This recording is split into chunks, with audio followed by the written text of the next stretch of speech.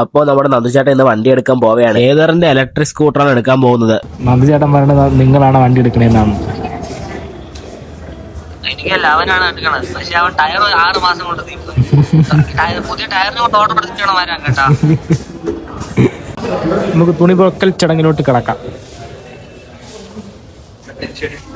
എന്ത് ടെൻഷൻ ഇല്ലേ? ഏത് ടെൻഷൻ? പെണ്ണ് കേട്ടാ ടെൻഷൻ. പെണ്ണ് എടുത്താ മതിയാ? വണ്ടി എടുത്തായി.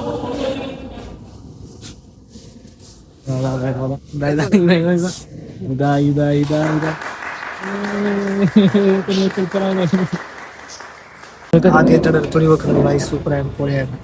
അടുത്ത് പൊക്കാൻ പോകുന്നത് നമ്മുടെ BMW.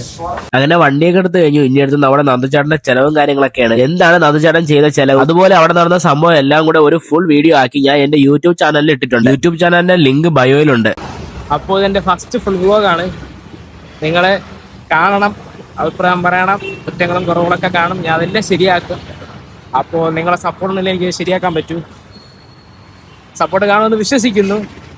Okay, by.